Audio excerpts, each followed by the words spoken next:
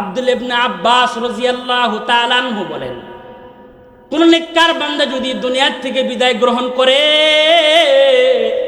নেককার বান্দার জন্য জমিন 40 দিন পর্যন্ত চিৎকার করে কান্না করে আর বলে, আল্লাহ তোমার নেককার বান্দাটা আমি জমিনে সিজদা দিত গো আল্লাহ। তোমার বান্দা রাতের বেলায় যখন দুনিয়ার সব মানুষ ঘুমিয়ে যায়, তোমার নেককার বান্দা তোমার রহমানের খাতায় যে বান্দার নাম, সে বান্দা তোমার কদমে আমি জমিনে সিজদা দিত। ওগো আল্লাহ, আমি জমিন সে আজকে আর সিজদা দিবে না, কবরে চলে গেল। আমি এই জমিন তার পাগলে পারা হইয়া সে জমিন 40 দিন পর্যন্ত কান্না করতে থাকে। শুধু কি জমিন কান্না করে নাকি? অন্য রিওয়ায়াতের মধ্যে আছে বান্দার জন্য আসমানে 2টা দরজা আছে। এক দরজার মাধ্যমে বান্দার রিজিক আসমান থেকে জমিনে পাঠানো হয়। আমাদের রিজিক কোথায় জোরে বলেন, আরো জোরে বলেন কোথায়? আসমানে আমাদের রিজিক। আল্লাহ পাক রব্বুল আলামিন আমাদের রিজিক আসমানে রেখেছেন। অফিস সামাই রিজকুকুম ওয়া মা তুআদুন। আল্লাহ তাআলা বান্দাদের রিজিক আসমানে বাজেট করে রেখেছেন। তার মানে আসমান থেকে আমাদের রিজিক আসে। আসমানে 2টা দরজা আছে, একটা হলো রিজিকে আসার দরজা, আর একটা দরজা আছে যে দরজার মাধ্যম দিয়া বান্দার জমিনের আমলগুলো আসমানে আল্লাহর কাছে পাঠানো হয়। আসমানে আল্লাহর কাছে আমলগুলো পাঠানো হয়। এই 2 দরজা চিৎকার করে কান্না করে আর বলে, আল্লাহ তোমার পেয়ারা বান্দা দুনিয়া থেকে চলে গেল, আমি দরজা দিয়ে আর তার রিজিক আর আসমান থেকে জমিনে যাবে না আল্লাহ। আর এক দরজা কান্না করে, এই নেককার বান্দার কোরআনের তেলাওয়াত, এই নেককার বান্দার নামাজ, তাহাজ্জুদ নামাজ, ওয়াজের ইবাদত, বয়ান শোনার ইবাদত, কোরআন শোনার ইবাদত, আল্লাহ ওয়ালাদের চেহারা দেখার ইবাদত, আর তো আসমানে যাবে না।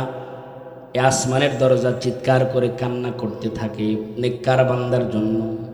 এজন্য নেককার হওয়া চাই, মুত্তাকি হওয়া চাই। মুত্তাকি কেউ যদি হতে পারে সে নিরাপদ থাকবে, সে আল্লাহর কাছে সম্মানী হবে।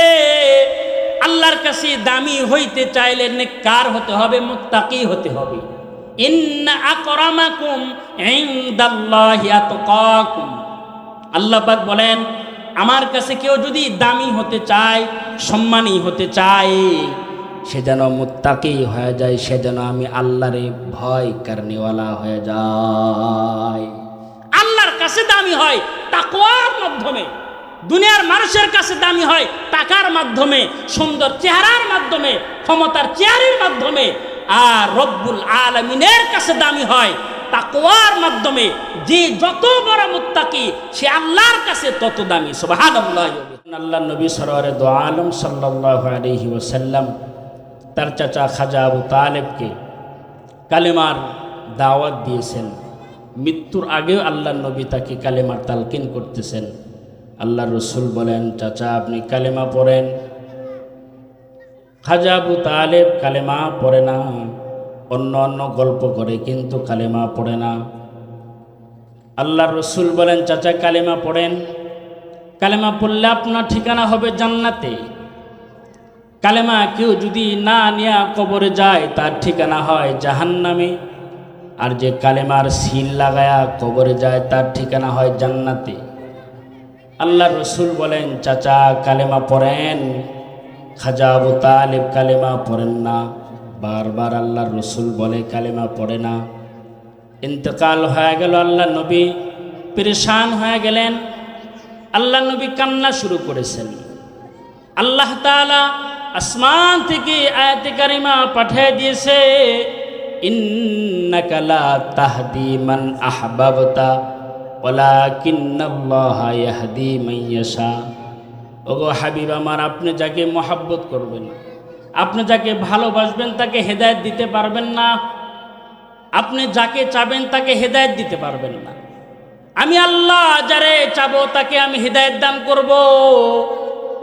তার মানে আল্লাহ যাকে চাবে তাকে আল্লাহ পাক নামাজের সময় নামাজে দাঁড় করায় দিবে, কোরআনের মজলিসে আসার তৌফিক দান করবে।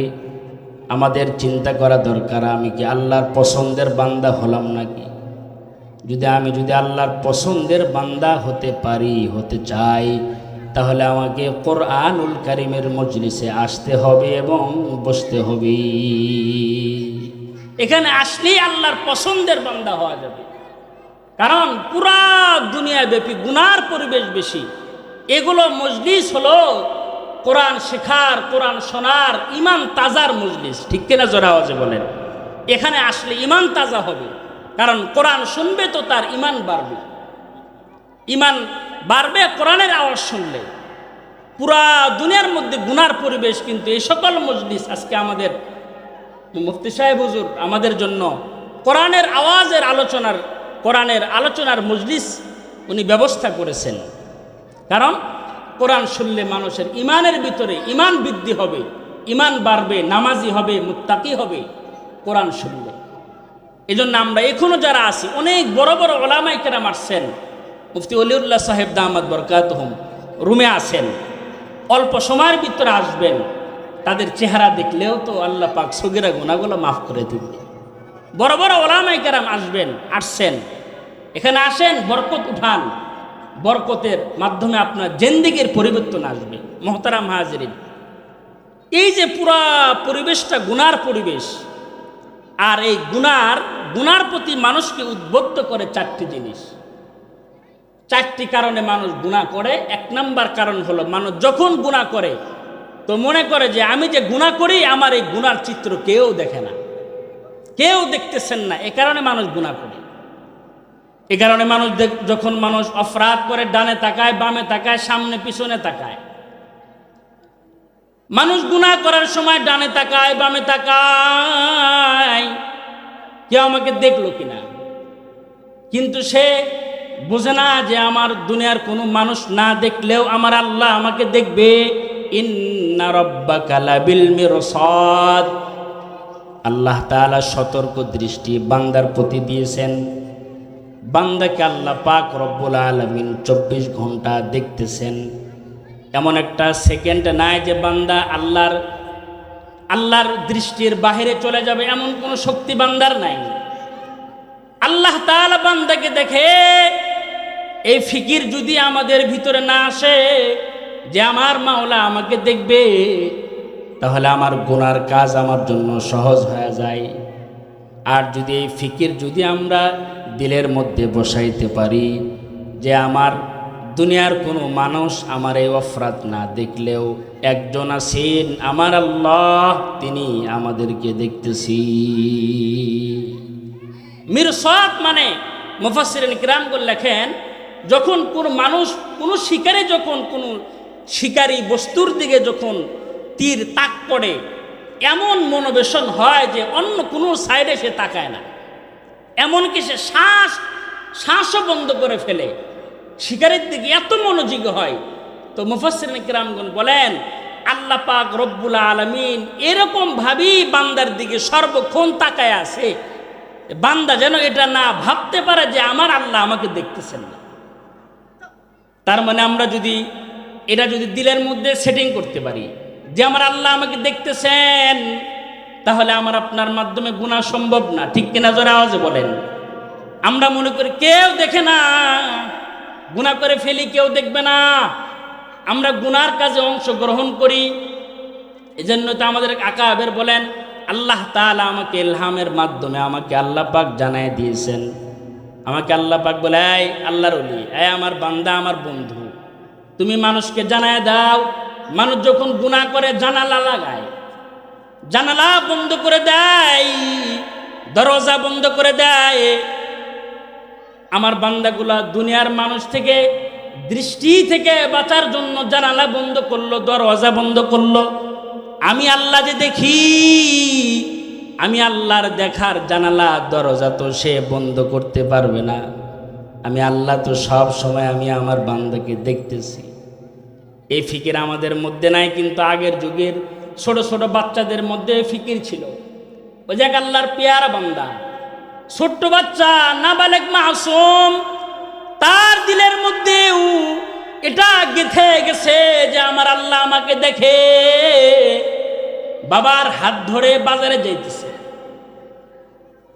জুলফিকার নকশবন্দি রহমতুল্লাহ আলাইহি লেখেন, বাবার হাত ধরে যখন বাজারে যাইতেছে, রাস্তার পাশে বিশাল আঙ্গুরের বাগান। বিশাল আঙ্গুরের বাগান দেখে বাবার লোভ সামলাইতে পারে না। বাবা সন্তানকে বলে, সন্তান আমার এখানে দাঁড়ায় থাকো, গেটে দাঁড়ায় থাকো, আর কেউ যদি আসে তো আমাকে আওয়াজ দিবা, আমি বাগান থেকে বের হয়ে আসব। সন্তান বাগানের গেটে দাঁড়ায় রইছে। বাবা আঙ্গুর চুরি করার জন্য বাগানের মধ্যে প্রবেশ করেছে। হঠাৎ করে সন্তান চিৎকার দেয়, ইয়া আবি, ইয়া আবি, আহাদুন ইয়ারানা। ও বাবা, ও বাবা, আমাদেরকে একজন দেখে, আমাদেরকে একজন দেখতেছেন বাবা। বাবা আওয়াজ শুনে সঙ্গে সঙ্গে আঙ্গুরের বাগান থেকে বাবা বের হয়ে আসে। বাবা সন্তানের কাছে এসে বলে, সন্তান কই কোনো মানুষ নাই, ডানেও কোনো মানুষ দেখা যায় না, বামেও কোনো মানুষ দেখা যায় না, সামনে কোনো মানুষ নাই, পিছনেও কোনো মানুষ নাই, তুমি কারে দেখে চিৎকার করলা? একজন দেখে, কে আমাদেরই দেখে? সন্তান বলে, বাবা দুনিয়ার কেউ দেখে না, বাগানের মালিক দেখে না, বাগানের মালিও দেখে না।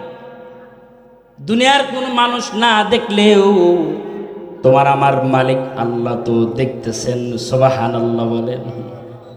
দুনিয়ার সব মানুষের চোখ ফাঁকি দিলা বাবা, আমার আল্লাহর চোখ কেমনে ফাঁকি দিবা? আমার আল্লাহ তো ঘুমায় না, আমার আল্লাহ ঘুমায় না। লা তাখুযুহু সিনাতু ওয়ালা নাউম। আমার আল্লাহর ঘুম নাই, আমার আল্লাহর ঝিমুনি নাই। আল্লাহ ঘুমাইছে দেখবে না এখন, এরকম না, না এরকম না। আল্লাহ তাআলা ঘুমায় না, আল্লাহর ঝিমুনিও আসে না, আল্লাহর ঘুমও আসে না। তার মানে আল্লাহ পাক রব্বুল আলামিন বান্দার দিকে 24 ঘন্টা, প্রত্যেকটা সেকেন্ড বান্দার দিকে দৃষ্টমান। আল্লাহ পাক বান্দাকে দেখতেছেন। এই ফিকির আমাদের নাই, কিন্তু আগের যুগের যারা নবীর সাহাবী তাদের মধ্যে ছিল। আব্দুল্লাহ ইবনে উমর রাদিয়াল্লাহু তাআলা আনহু বলেন, আমি সফরে ছিলাম, সফরে আমি বাগানের ভিতরে আমি নাস্তা খাইতেছিলাম। আমাকে দেখে একজন রাখাল আমার কাছে আসলো। আমি তাকে আমার দস্তরখানায় আহ্বান করলাম, আসেন আমার দস্তরখানায় আমার সাথে খাবার খান, মেহমান হন।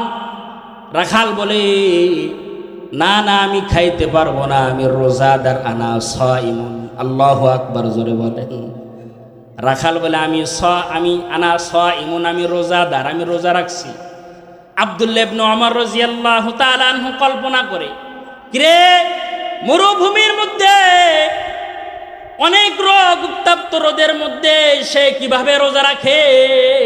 সে তো আল্লাহর পেয়ারা বান্দা, তাকে আমি একটু পরীক্ষা করি। আব্দুল্লাহ ইবনে উমর রাদিয়াল্লাহু তাআলা আনহু তারে বলে, ও ভাই তুমি কি রোজা রাখছো? কহা রোজা রেখেছি। আব্দুল্লাহ ইবনে উমর বলে, ভাই রে, আমি তো মুসাফির, আমার ছাগলের গোশত আমারে লাগবে, তুমি একটা ছাগল আমার কাছে বিক্রি করো, আমি এই ছাগলটা জবাই করে রান্না করে তোমাকেও দিব, তুমি বিকালবেলা খাইও, ইফতারির সময় খাইবা। রাখাল বলে, এই আল্লাহর বান্দা, এই ছাগলের মালিক আমি নয়, আমি শুধুমাত্র রাখাল, পাহারাদার, মালিক না, মালিক না। মালিক হইলে বেচতে পারতাম, পকেট ভারী হইতো, কিন্তু আমি মালিক না, আমি রাখাল, আমি তোমার কাছে ছাগলটা বিক্রি করতে পারবো না। আব্দুল্লাহ ইবনে উমর বলে, বেচো, কেউ দেখবে না, তোমার মালিককে গিয়া বলবা বাঘে খেয়ে ফেলেছে, একটা ছাগল হারায় গেছে, বাঘে খেয়ে ফেলেছে, আমি জানি না, আমি বুঝতে পারি নাই, তুমি এ কথা বলে ফেলবা। এবার রাখাল বলে, ভাই ও আল্লাহর বান্দা, ইয়া হাদা ফাইনাল্লাহ, আল্লাহু আকবার। ইয়া হাদা আরবি ভাষায় মানুষকে হেও করে বলে, ইয়া হাদা, এই মিয়া, কেউ না দেখলে আল্লাহ দেখে। ফাইনাল্লাহ, আমার আল্লাহ কোথায় যাবে? তুমি বললা কেউ দেখবে না, মালিক দেখবে না, কেউ দেখবে না, বললা কেউ দেখবে না, কিন্তু আমার আল্লাহ কোথায় যাবে? আমার আল্লাহ কি দেখবে না? তার মানে তারা তাকওয়াওয়ালা মানুষ ছিল, তারা আল্লাহর ভয় দিলের মধ্যে গেঁথেছেন, আল্লাহর মহাব্বত তাদের অন্তরে ছিল, এ কারণে তারা নাফরমানি করে নাই। এজন্য দিলের মধ্যে একটা জিনিস বসান যে আমার আল্লাহ আমাকে সর্বক্ষণ দেখতেছেন। এই যে বসে আছি মাহফিলে, খাদিজাতুল কুবরা রাদিয়াল্লাহু তাআলা আনহা মহিলা মাদ্রাসার মাহফিলে আসছি, আমার আল্লাহ আমাকে দেখতেছেন। এই দেখাটা আমার নাজাতের উসিলা হয়ে যাইতে পারে। আমার এই মজলিসে যদি আমি একটু সময় দিতে পারি, আমি যদি একটু আমার সময় থেকে সময়টা বের করে আলেম ওলামার সাহাবতে কাটাইতে পারি, তাহলে আমার আজকের মজলিস নাজাতের কারণ হয়ে যাবে। এই সময়টা হলো গুনাহমুক্ত সময়। এখানে বসলে কোনো গুনাহ হয় না, এখানে বসলে তার মাগফিরাত পাওয়া যায়, আল্লাহর মাগফিরাত পাওয়া যায়, আল্লাহর দয়া, আল্লাহর মায়া পাওয়া যায়। এ কারণে সকল মজলিসের কদর দানই করা। এখানে আসলে আখিরাতের ফিকির আসবে, এখানে আসলে কবরের ফিকির আসবে, এখানে আসলে তার আমল সুন্দর হবে, আমল সুন্দর করার মেহনত হবে, কথাগুলো শুনবে, দিলের মধ্যে গেঁথে যাবে, তো আমলে জিন্দেগি সহজ হয়ে যাবে। তাহলে আমাদের এক নম্বর সবক হলো যে আমাদের একজন সর্বক্ষণ দেখেন, তার দৃষ্টির বাইরে কেউ না। কোনো প্রাণী যদি পাথরের মধ্যেও থাকে তাও আল্লাহ দেখে, সুবহানাল্লাহ বলে। 3 পাথরের পেটের মধ্যে যদি কোনো মখলুক থাকে, আল্লাহ তাআলা তাকেও দেখতে পান। আল্লাহ পাক তার কথা শোনেন, তার রিজিকের ব্যবস্থা কে করে? জোরে বলেন, আরো জোরে বলেন, কে করে? কি? আল্লাহ। পয়গম্বর মুসা আলাইহিস সালাতুস সালাম আল্লাহর সাথে কথা বলতেছেন, ইলহাম আসছে আল্লাহর পক্ষ থেকে। কথা বলার সময় পয়গম্বর মুসা আলাইহিস সালাতুস সালামের খাবারের টেনশন আসছে, বিবি বাচ্চার খাবারের পেরেশানি আসছে। হায় রে, আল্লাহর সাথে কথোপকথন শুরু করলাম, আমার বাচ্চারা তো না খেয়ে আছে, তাদের খাবারের ব্যবস্থা কোত্থেকে হবে? আশরাফ আলী থানবী রহমাতুল্লাহি আলাইহি লিখেছেন, পয়গম্বর মুসা যখন এই চিন্তা করেছেন, আল্লাহ তাআলা তো বান্দার কলবের খবরও আল্লাহ পাক জানে। দিলের মধ্যে শুধু আসছে যে আমি যে মালিকের সাথে কথায় লিপ্ত হয়ে গেলাম, আমার বিবি বাচ্চা খাবেটা কি এখন? আল্লাহ তাআলা বলে, পয়গম্বর, আল্লাহর এই পয়গম্বরের দিলের অবস্থাটা আল্লাহর কাছে খুব অপছন্দের হয়ে গেছে। আল্লাহ পাক বলতেছে, পয়গম্বর, তোমার হাতে যে লাঠি আছে, লাঠি দেয়া তোমার সামনে যে পাথর আছে, পাথরে আঘাত করো। তাহলে আমাদের লাঠি দিয়ে পাথরে আঘাত করলে কি পাথর ভাঙবে? হ্যাঁ, 2 ভাগ হবে। হামারি দিয়ে ভাঙলে তো সম্ভব না, হাতে লাঠি দিয়ে কি সম্ভব? সম্ভব না। কিন্তু পয়গম্বরের লাঠি তো আর আমাদের দুনিয়ার কোনো গাছপালার লাঠি না, আল্লাহর বিশেষ লাঠি, জান্নাতের লাঠি, মুজিজাওয়ালা লাঠি, যে লাঠি ছেড়ে দিলে সাপ হয়, যে লাঠি পানিতে বাড়ি মারলে পানি রাস্তা হয়ে যায়, আল্লাহর মুজিজার লাঠি। তো পয়গম্বর মুসা আলাইহিস সালাতুস সালাম আল্লাহর নির্দেশে লাঠি দিয়া পাথরে আঘাত করেছে। আঘাত করা মাত্র পাথর 2 ভাগ হয়ে গেছে। পয়গম্বর তাকায় দেখে পাথরের মাঝখানে আর একটা সাদা ধবধবে সাদা পাথর দেখা যায়। পয়গম্বর বলে, সুবহানাল্লাহ। পাথরের পেটে আর একটা পাথর, বিশাল সাদা ধবধবে পাথর দেখা যায়। আল্লাহ তাআলা বলে, পয়গম্বর, আপনার লাঠি দিয়ে এই পাথরকেও ভাঙ্গেন। পয়গম্বর মুসা আলাইহিস সালাতুস সালাম হাতের লাঠি দিয়া পাথরে আঘাত করলে 2 নাম্বার পাথর ভেঙে 2 ভাগ হয়ে যায়। এই পাথরের মাঝখান থেকে আর একটা পাথর বের হয়, ধবধবে সাদা পাথর। পয়গম্বরকে আল্লাহ পাক বলে, পয়গম্বর আবার পাথরে আঘাত করেন। আল্লাহর পয়গম্বর আল্লাহর নির্দেশে পাথরে আঘাত করেছেন, পাথর 2 টুকরা হয়ে গেছে। পয়গম্বর তাকায় দেখে পাথর শুধু 2 টুকরা হয় নাই, পাথরের মধ্যে ছোট্ট প্রাণী, পিঁপড়ার চাইতে ছোট প্রাণী, তার মুখে সবুজ ঘাস দেখা যায়। আল্লাহু আকবার, জোরে বলেন আল্লাহু আকবার। আল্লাহর পয়গম্বর মুসা কালিমুল্লাহ আশ্চর্য হয়ে গেছে, সুবহানাল্লাহ বলেছেন। আল্লাহ তাআলা বলে, পয়গম্বর আশ্চর্য হয়েছেন শুধু মুখে, পাতা দেখে।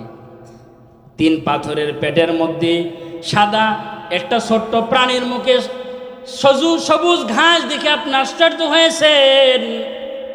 আপনি কানটা লাগান, এই প্রাণীর মুখের কাছে কান লাগান, দেখবেন সে কি যেন পড়ে। পয়গম্বর মুসা আলাইহিস সালাতুস সালাম প্রাণীর মুখের কাছে কান লাগাইছে, তো প্রাণী বলে সুবহানা মান ইয়ারানি। এই প্রাণী বলে যে ওই পবিত্র মালিক যিনি আমাকে দেখেন। আল্লাহু আকবার বলেন। 3 পাথরের পেটের মধ্যে, 3 পাথরের পেটের মধ্যে ছোট্ট প্রাণী বলে সুবহানা মান ইয়ারানি, ওই পবিত্র মালিক যিনি আমাকে দেখে। তার মানে ছোট্ট প্রাণীও সেও জানে আল্লাহ দেখে তাকে। সে আর বলে ওয়া আলামু মাকানি, সে আমার জায়গা সম্পর্কে তার অবগত আছে, সে আমি কোথায় থাকি সে জানে। ওয়া রাযুকানি, সে আমারে খাবার দেয়, সে আমারে ভোলে না, সে আমাকে সর্বক্ষণ স্মরণে রাখে। তার মানে ছোট্ট প্রাণীও কল্পনা করে, সে বোঝে, সে জানে যে পাথরের মধ্যেও আমাকে আল্লাহ দেখতে পায়। তার মানে আশরাফুল মখলুকাত হয়েও কি আমরা পোকার চাইতে বড় গর্দভ হয়ে গেলাম নাকি? পোকাও ভাবে যে আমাকে আল্লাহ দেখে। আল্লাহ বলে আলাম ইয়ালাম বিআন্নাল্লাহা ইয়ারা, তারা কি জানে না আমি আল্লাহ তাদেরকে দেখি, সর্বক্ষণ দেখি। তার মানে 1 নাম্বার গুনার কারণ হলো মানুষ মনে করে যে আমাকে কেউ দেখে না, এই কারণে গুনাহ করে। 2 নাম্বার কারণ, মানুষ মনে করে যে আমি যে গুনাহ করলাম, টেলিফোনে গুনাহ করলাম, কেউ শোনে নাই আমার কথা। আমি যে মাপে কম দিলাম, কেউ জানে না। আমি যে চিঠির মাধ্যমে গুনাহ করলাম, কেউ জানে না। আল্লাহ বলে ওয়া আলামু, আল্লাহ বলে আমি সব জানি। কেউ যদি চোখের খেয়ানত করে, চোখ দিয়ে কেউ গুনাহ করে, অল্প টাইমের জন্য চোখ দিয়ে কেউ গুনাহ করলে আমি আল্লাহ তাও বুঝতে পারি, আমি তার কলবের খবর আমি জানি।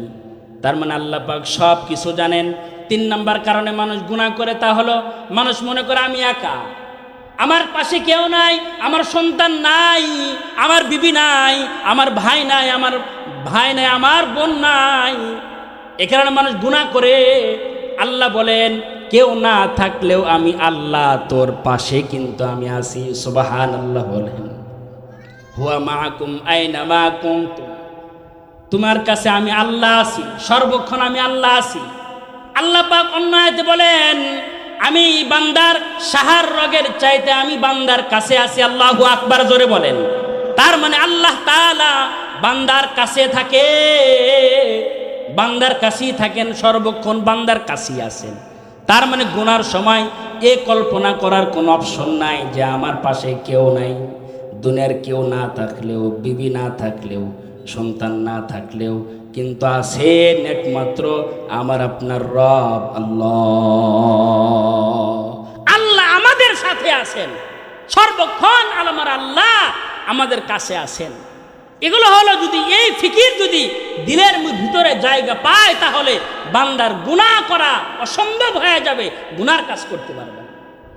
আর 2 নাম্বার হবে গুনার থেকে বাঁচার আরেকটা সহজ পদ্ধতি হলো সর্বক্ষণ আল্লাহর ইয়াদ করা, আল্লাহকে স্মরণ রাখা, যে আমার আল্লাহ একজন আছেন, স্মরণ রাখা। এই যে বসে আছেন, এগুলো আমাদের গুনার সাক্ষী হয়ে যাবে।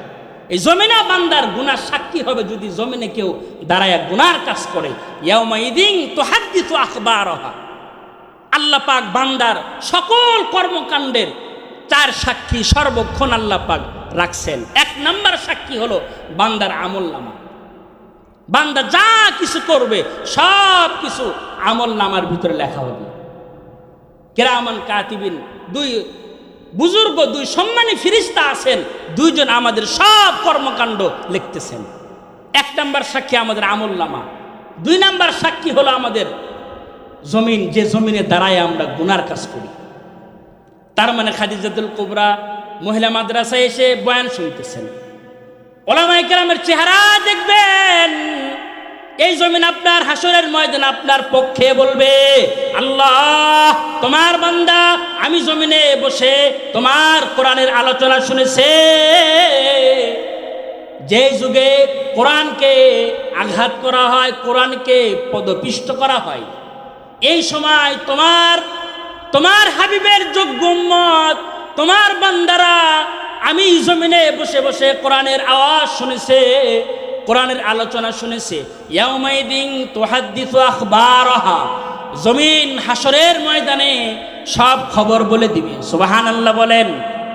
তার মানে জমিনে যদি কেউ ইবাদত করে, ইবাদতের কথা জমিন বলবে, আল্লাহ 9 তারিখে সারের পরে মাগরিবের পর থেকে তোমার বান্দারা তোমার দ্বীনি মজলিসে জান্নাতের টুকরা বাগানে বসেছিল, আল্লাহ তুমি তোমার এই বান্দাগুলোকে মাফ করে দাও। জমিনের সাক্ষী আল্লাহ কবুল করবেন এবং এই জমিনগুলো আপনার মরণের সময় কাজে লাগবে।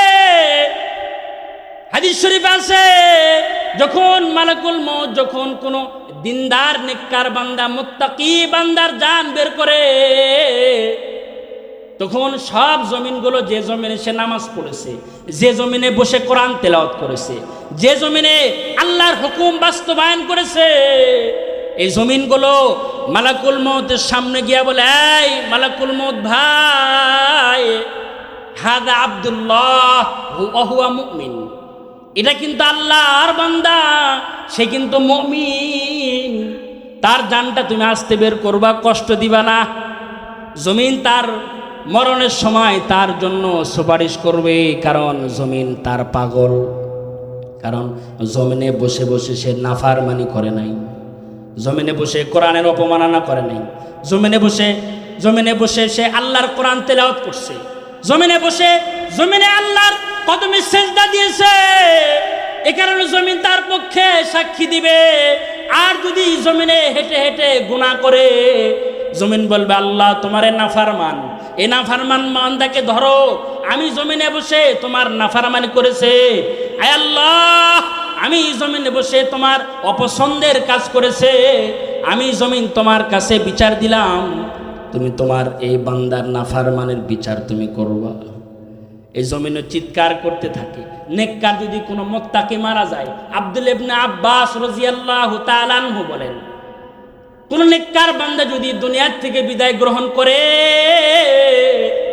নেককার বান্দার জন্য জমিন 40 দিন পর্যন্ত চিৎকার করে কান্না করে আর বলে, আল্লাহ তোমার নেককার বান্দাটা আমি জমিনে সিজদা দিত গো আল্লাহ, তোমার বান্দা রাতের বেলায় যখন দুনিয়ার সব মানুষ ঘুমিয়ে যায়, তোমার নেককার বান্দা তোমার রহমানের খাতায় যে বান্দার নাম, সে বান্দা তোমার কদমে আমি জমিনে সিজদা দিত।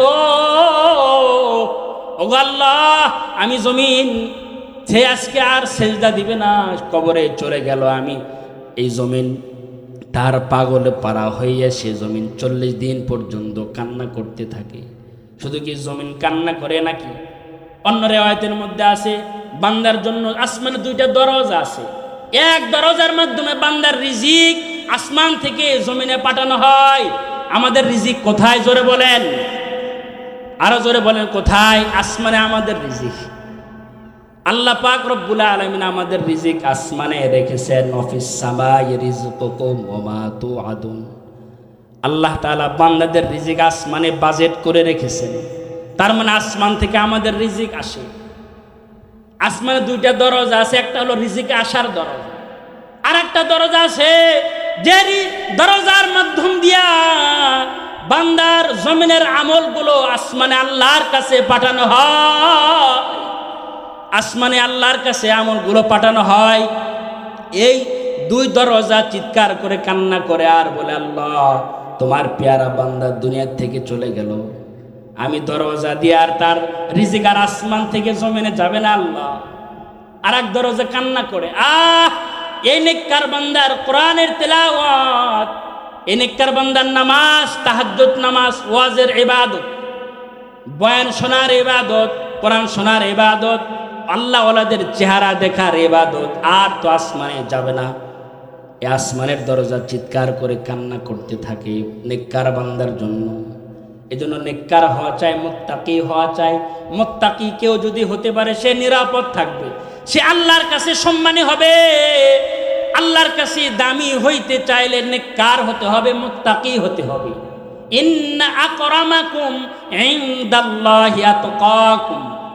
আল্লাহ পাক বলেন, আমার কাছে কেউ যদি দামি হতে চায়, সম্মানী হতে চায়, সে যেন মুত্তাকি হয়ে যায়, সে যেন আমি আল্লাহরে ভয় করনেওয়ালা হয়ে যায়। আল্লাহর কাছে দামি হয় তাকওয়ার মাধ্যমে। দুনিয়ার মানুষের কাছে দামি হয় টাকার মাধ্যমে, সুন্দর চেহারার মাধ্যমে, ক্ষমতার চেয়ারের মাধ্যমে। আর রব্বুল আলামিনের কাছে দামি হয় তাকওয়ার মাধ্যমে। যে যত বড় মুত্তাকি সে আল্লাহর কাছে তত দামি। সুবহানাল্লাহি ওয়া বিহামদিহি। আল্লাহর কাছে সে তত দামি হয় যার তাকওয়া বেশি থাকে। আর কেউ যদি গুনাহ থেকে নিজেকে বাঁচায় তাহলে তার পুরস্কার হয় জান্নাত। সুবহানাল্লাহ বলেন। বাদশা হারুনুর রশিদ, নাম শুনছেন? বাদশা হারুনুর রশিদ তার বিবি হযরত জুবাইদা রহমতুল্লাহি আলাইহি, স্বামী স্ত্রী মাঝে মধ্যে ঝগড়া লাগে নাকি? লাগে না? আপনাদের লাগে না? হের লাগছে, সবারই লাগে, কম বেশি ঝগড়া লাগে। ঝগড়া না থাকলে আবার মোহাম্মত বাড়ে না। তো হারুনুর রশিদের সাথে বিবি জুবাইদার একটু ঝগড়া লাগছে। হঠাৎ করে জুবাইদা বলছে যে আপনি জাহান্নামী। আপনি কি জাহান্নামী? হযরত হারুনুর রশিদ বলে, যেহেতু আমি জাহান্নামের কাছে থাকার দরকার নেই, যা তুই তালাক। তুই তালাক। আমি যদি জাহান্নামী হয়ে থাকি তুই তালাক। শয়তান এভাবেই তালাক দেওয়ায়। রাগ উঠছে, তালাকটা 3টা 4টা 14 গোষ্ঠী মেরে দিয়ে এখন কয়, আল্লাহ হুজুর, কোনো কি নিয়ম আছে, সিস্টেম আছে নিয়ে আসার? আর কোন সিস্টেম কোথায় কাজ হবে? তালাক তো দিয়েই দিছে। এবার হারুনুর রশিদ পেরেশান, হায় রে, বিবিকে এত মহাব্বত করি, খুব বিবিকে মহাব্বত করতেন। কেনই বা মহাব্বত করবে না? আবেদা তো বিবি, নেককার, পরহেজগার, মুত্তাকি, আবেদা, গুনাহ করার পরিবেশ পাইছে, কিন্তু ইত্তাকুল্লাহ, আল্লাহর কথা স্মরণ করে আল্লাহর ভয়ে গুনাহ করে নাই। এমন যদি কারো দৃশ্য থাকে, ইমামে শাফি বলে, ওই যে আপনি গুনাহ করতে পেরেও গুনাহ করেন নাই, নফসের চাহিদা মেটান নাই, আপনি জান্নাতি। আল্লাহ পাক কোরআনে বলে দিছেন, গুনার পরিবেশ পাওয়ার পরেও গুনাহ করতে গিয়া কেউ যদি গুনাহ না করে, আল্লাহর ভয়ে যদি কেউ নিজেকে বাঁচায় রাখে, সে জান্নাতি। তার ঠিকানা হলো আল্লাহর জান্নাত। আল্লাহর কোরআনের দলিল মোতাবেক খলিফা আপনি জান্নাতি, কোনো টেনশন নাই, সংসার করে খান। আল্লাহু আকবার। ওলামায়ে কেরাম বলে, এই যুবক, তুমি তো অনেক বড় হইবা, তোমার বিচক্ষণা অনেক মারাত্মক, তুমি কোরআনের মাধ্যমে তুমি একজন জান্নাতি না জাহান্নামী তুমি বলে দিতে পারলা। তার মানে আমি বুঝাইতে চাইলাম যে গুনাহ থেকে কেউ যদি নিজেকে বাঁচায় রাখে, তার ঠিকানা হয় আল্লাহর জান্নাতি। গুনাহ থেকে বাঁচাইছে, তার ঠিকানা আল্লাহর জান্নাতি। এ কারণে এই উম্মতের মধ্যে একজন যোগ্য আল্লাহর ওলি ছিলেন সুলাইমান রহমতুল্লাহি আলাইহি। ইমাম শাফি রহমতুল্লাহি আলাইহির যোগ্য এক ছাত্রের মধ্যে একজন ছাত্র হযরত সুলাইমান রহমতুল্লাহি আলাইহি। উনি অনেক সুদর্শন যুবক ছিলেন। তার দেখে সব মহিলা তার জন্য পাগল ছিল। একজন মহিলা তাকে কুপ্রস্তাব দেয়, এই সুলাইমান, তোমার সাথে আমার খায়সাত মিটাইতে চাই, তুমি কি তোমার খায়সাত পুরা করবা? সুলাইমান বলে, এই কাজের জন্য এই জঘন্য কাজের জন্য আমি আল্লাহর কাছে পানাহ চাই। আল্লাহ আমাকে মাফ করুক, আল্লাহ আমাকে হেফাজত করুক। এ কথা বলে হযরত সুলাইমান রহমতুল্লাহি আলাইহি গুনার কাজে অংশগ্রহণ করেন নাই। রাতের বেলায় যখন ঘুমাইছে, পয়গম্বর ইউসুফ আলাইহিস সালাতু ওয়াস সালামের সাথে মোলাকাত হয়ে গেছে। পয়গম্বর ইউসুফ আলাইহিস সালাতু ওয়াস সালামের সাথে পয়গম্বর ইউসুফের সাথে সুলাইমান রহমতুল্লাহি আলাইহির সাক্ষাৎ হইছে। পয়গম্বর ইউসুফ বলেন, এই সুলাইমান, তুমি গুনার সুযোগ পাইছ, গুনাহ করো নাই। তুমি বলছো আমি এই কাজের জন্য আল্লাহর কাছে পানাহ চাই। আমিও কিন্তু জুলেখা যখন আমারে আটকাইছে, গুনার দিকে আমাকে আকৃষ্ট করেছে, আমি আল্লাহর পানাহ চেয়েছিলাম, আল্লাহর সাহায্য আমি চেয়েছিলাম। আমি নবী হওয়ার কারণে আমি মাসুম, আমার গুনাহ আল্লাহ আমার মাধ্যমে করাই না। আমি কারণ নবীরা হলো মাসুম, নবীরা কোনো গুনাহ করতে পারে না। আহলুস সুন্নাহ ওয়াল জামার আকীদা হলো নবীরা মাসুম, নবীদের জিন্দেগীর কোনো গুনাহ নাই, ছোট গুনাহ নাই, বড় গুনাহ নাই।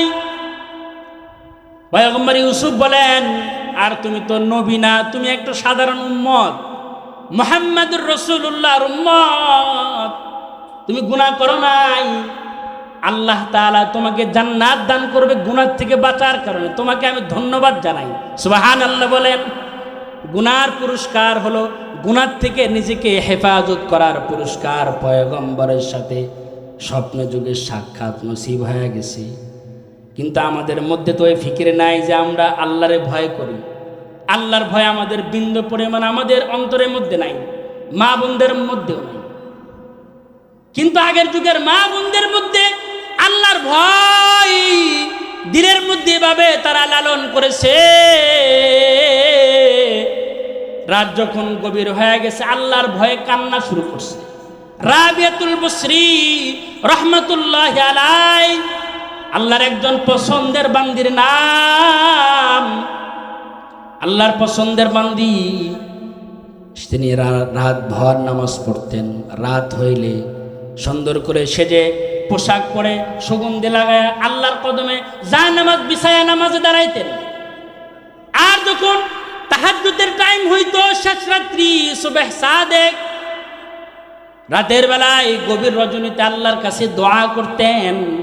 দুহাত উঠে বলতেন, আল্লাহ আপনি আমারে মাফ করে দেন গো আল্লাহ, আমাকে কিন্তু জাহান্নামের আগুনের মধ্যে আপনি ফেলবেন না গো আল্লাহ। মাঝে মধ্যে জাহান্নামের মুরাকাবা করতেন রাবিয়াতুল বসরি। আমরা তো মুরাকাবা করে গুনার মুরাকাবা, গুনাহ কল্পনা করি।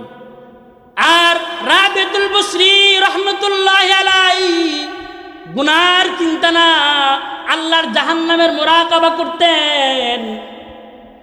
মোমবাতি জ্বলাইয়া মোমবাতির মধ্যে আঙ্গুল ঢুকাইতেন, আবার আঙ্গুল বের করতেন। আঙ্গুল বের করে আসমানের দিকে হাত উঠায় বলে, এ রাবিয়া, এ রাবিয়া, তুমি একটা দুনিয়ার সাধারণ আগুনের জ্বালা যন্ত্রণা তুমি সহ্য করতে পারো না, আল্লাহর জাহান্নামের আগুন তুমি কেমনে সহ্য করবা? তুমি কেমনে জাহান্নামের আগুন সহ্য করবা? আর আল্লাহর কাছে রোনাজারি করতেন, চোখ দিয়ে এমন পানি বের করতেন, কিতাবের মধ্যে লেখা হয় রাবিয়াতুল বসরি চোখের পানি এমনভাবে করতো যে তার নিচের বসার জায়গা ভিজে যাইত। আর আল্লাহর কাছে রোনাজারি করতেন আর বলতেন, আল্লাহ আমি এমন একটা টাইমে তোমার কাছে হাত তুলেছি গো আল্লাহ, যে সময় দুনিয়ার সব রাজা বাদশার দরজাগুলা বন্ধ হয়ে গেছে, তোমার দরজা কিন্তু খোলা রাখছো আল্লাহ, তুমি আমাকে কিন্তু জাহান্নামের আগুনে ফেলবে না গো আল্লাহ, তুমি আমাকে জান্নাতের মালিক বানায় দিও আল্লাহ। এটা ছিল আগের যুগের মা বোনদের রাত। কিন্তু আমাদের রাত হলো গুনার রাত। আমাদের ঘরগুলো গুনার পরিবেশ, আমাদের ঘরগুলোর মধ্যে গুনার সরঞ্জাম আছে। এমন অনেক হাজারো ঘর পাওয়া যাবে যে ঘরের মধ্যে টেলিভিশন আছে। এমন ঘর খুব কম পাওয়া যাবে যে ঘরের মধ্যে আল্লাহর কোরআন আছে। ঠিক কিনা? জোরে আওয়াজে বলেন, আরো জোরে বলেন, ঠিক কিনা বেঠিক? অনেক ঘর আছে আল্লাহর কোরআন নাই, কিন্তু টেলিভিশনের অভাব নাই। একটা না দুইটা, একটা বাড়িতে 4-5টা টেলিভিশন, কিন্তু আল্লাহর কোরআন নাই, আল্লাহর কোরআন নাই। কিন্তু আগের যুগের মানুষের ঘরগুলো ছিল ইবাদতের ঘর। রাত হয়ে গেলে তারা ইবাদতে দাঁড়াইতেন। আগের যুগের নারীরা রাত হইলে ইবাদত করতেন। হযরত ফাতিমা রাদিয়াল্লাহু তাআলা আনহা রাত হয়ে গেলে নামাজে দাঁড়াইতেন। 2 রাকাত নামাজে 1 খতম কোরআন পড়তেন। আল্লাহু আকবার জোরে বলেন। আমরা তো 2 রাকাত নামাজ পড়তে রাজি না, 2-4 মিনিট আমরা নামাজে কাটাবো, আমরা রাজি না। কিন্তু হযরত ফাতিমা রাদিয়াল্লাহু তাআলা আনহা সারা রাত নামাজ পড়তেন, 2 রাকাত নামাজে 1 খতম কোরআন করতেন। সুবহানাল্লাহ। এবং নামাজ শেষ করে আল্লাহর কাছে দোয়া করতে, আল্লাহ তোমার রাতটা আর একটু লম্বা হইলে হয়তো না? শীতের রাত লম্বা হয়, শীতের রাত অনেক লম্বা হয়, কিন্তু হযরত ফাতিমা রাদিয়াল্লাহু তাআলা আনহা বলে, আল্লাহ তোমার রাতটা যদি আরো বড় হইতো আমি আরো সেজদা বেশি দিতে পারতাম। তোমার রাত ছোট গো আল্লাহ, ছোট হওয়ার কারণে 2 রাকাত নামাজ পড়ে আমার রাত শেষ হয়ে গেল, আর নামাজ কেমনে পড়ি গো আল্লাহ। তার মানে তারা রাত আরো বড় হওয়ার আকাঙ্ক্ষা করত, কিন্তু আমরা রাতের বেলায় ঘুম ভাঙলেও আল্লাহ বলতে রাজি নাই। এখন ঘুম ভাঙছে। আশরাফ আলী থানভী রহমতুল্লাহি আলাইহি বলেন, তোমার যদি রাতের বেলায় ঘুম ভাঙে তুমি আল্লাহর কাছে একটু দোয়া করো, এই অবস্থায় যেমনি ঘুম ভাঙছে একটু দোয়া করো, আল্লাহ মাফ করে দেন, আস্তাগফিরুল্লাহ আস্তাগফিরুল্লাহ, আল্লাহ আপনি আমাকে মাফ করেন।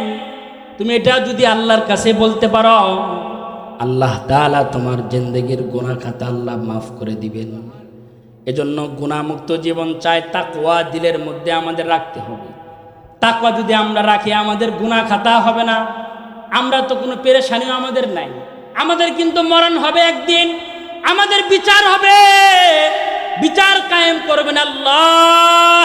কে বিচার কায়েম করবেন? জোরে বলেন কে, আরো জোরে বলেন কে? বিচারপতি আল্লাহ। যেখানে কোনো ঘুষ দেওয়ার কোনো কায়দা নাই, কোনো নিয়ম নাই, কোনো বিচার শিথিল করা কোনো নিয়ম নাই। বান্দার হিসাব হবে, বান্দার হিসাব হবে, এই ফিকির আমাদের মধ্যে নাই, কিন্তু আমাদের নবীর মধ্যে ছিল। আমাদের যে হিসাব হবে, আমার নবী রাতের বেলায় নামাজ পড়তে, হযরত আম্মা জান আয়েশা সিদ্দিকা বলেন, আল্লাহর নবী রাতের বেলায় কোনো কোনো সময় নামাজের মধ্যে গিয়া সিজদার মধ্যে দোয়া করতেন, আল্লাহুম্মা হাসিবনি হিসাবান ইয়াসীরা, ওগো আল্লাহ আমার হিসাব আপনি সহজ করেন। আল্লাহর কাছে দোয়া করতেন। তার মানে আল্লাহর রাসূলের কোনো গুনাহ নাই, তারপর আল্লাহর কাছে হিসাব সহজের দোয়া করে। হিসাব সহজের দোয়া আল্লাহর রাসূল করেন। আম্মা জান আয়েশা সিদ্দিকা বলেন, ওগো আল্লাহর নবী আপনার কোনো গুনাহ নাই, তাও আপনি হিসাব সহজের দোয়া করেন কেন? আল্লাহর রাসূল বলেন, এই আয়েশা আমি আল্লাহর কাছে জন্য দোয়া করি, যদি আল্লাহ হিসাব লয় তাহলে হিসাব দেওয়ার কোনো কায়দা নাই। মান হুসিবা ইয়াউমাল কিয়ামাতি উযিবা, যার হিসাব আল্লাহ পাক কঠিন করবেন তার আযাব ছাড়া কোনো গতি নাই। এজন্য আমরা আমল করতে পারবো যে আল্লাহ তুমি আমার হিসাবটা সহজ করে দিও। আল্লাহ আমাদের হিসাব সহজের কোনোই নাই, অথচ আমাদের নামে আল্লাহ পাক আমাদের জন্য বিশাল পাল্লা কায়েম করবেন, মিজানের পাল্লা, বিশাল মিজানের পাল্লা বানাবেন। বানাইছেন আল্লাহ পাক। আমাদের আমল এবং গুনাহ আমাদের মাপ দিবে। গুনাহ যদি ভারী হয় তাহলে জাহান্নাম ছাড়া কোনো গতি নাই। মিজানের পাল্লা কত বড় পাল্লা বানাইছেন। ফেরেশতারা বলেন, ওগো আল্লাহ এত বিশাল বড় পাল্লা বানাইছেন, পাল্লা দিয়ে কি করবেন? আল্লাহ পাক ফেরেশতাদেরকে বলে, এই ফেরেশতারা আমি এই পাল্লা বানাইছি, আমি আমার বান্দাদের আমল মাপবো। আমি ফেরেশতারা বলে, সুবহানাল্লাহ, এত বড় পাল্লায় কেমনে আপনি কি দিয়া তারা আমল কিভাবে তারা মাপ দিবে? বিশাল পাল্লা কিভাবে ওজনদার বানাবে?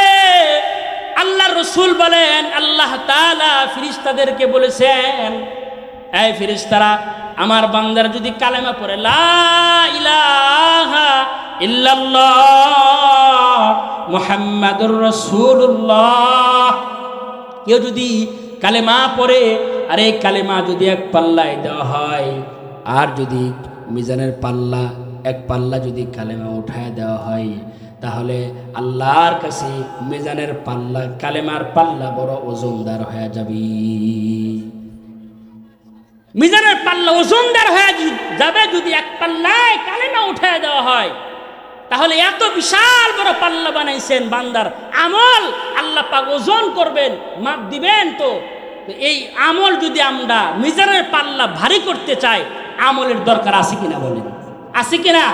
এ কারণেই আল্লাহ পাক উম্মতে মুহাম্মাদের জন্য ছোট ছোট কিছু আমলের ব্যবস্থা আল্লাহ পাক করছেন, যে আমলের মাধ্যমে আল্লাহ পাক মিজানের পাল্লাকে ওজনদার বানায় দিবে। আল্লাহ রসুল বলেন আল্লাহর কাছে দুইটা কালেমা অনেক প্রিয়, হাবিবাতান ইল্লার রহমান, কালিমাতান হাবিবাতান ইল্লার রহমান, খফিফাতান আলাল লিসান, সকিলাতান ফিল মিজান, সুবহানাল্লাহি ওয়া বিহামদিহি সুবহানাল্লাহিল আযীম। আল্লাহর রাসূল বলেন আল্লাহর কাছে দুইটা বাক্য অনেক পছন্দের, জবানে বড় হালকা, পড়তে কষ্ট হয়। সুবহানাল্লাহি ওয়া বিহামদিহি সুবহানাল্লাহিল আযীম খুবই হালকা, কিন্তু মায়ার রাসূল বলেন মিজানের পাল্লায় অনেক ভারী হয়ে যাবে। আল্লাহ পাক মিজানের পাল্লায় ভারী করে দিবেন। এই ছোট ছোট আমল যদি আমরা করতে পারি আমাদের মিজানের পাল্লা ভারী হবে। করতে রাজি আছি তো ইনশাল্লাহ? আমাদের হিসাব হবে, বিচার হবে, আল্লাহর কাছে আমাদের দাঁড়াইতে হবে। এই ফিকির, এই টেনশন, এই মেহনত আল্লাহর জমিনে করে যাওয়া, তাহলেই আমি আপনি সফল হতে পারবো। আল্লাহ তাআলা আমাদের সকলকে মুত্তাকি হওয়ার তৌফিক দান করেন। আল্লাহর সামনে দাঁড়ানোর ফিকির আমাদের দিলের ভিতরে পয়দা করার তৌফিক দান করেন। ওয়া আখিরু দাওয়ানা আনিল হামদুলিল্লাহি রাব্বিল আলামিন। আসসালামু আলাইকুম ওয়া রাহমাতুল্লাহি ওয়া বারাকাতুহু।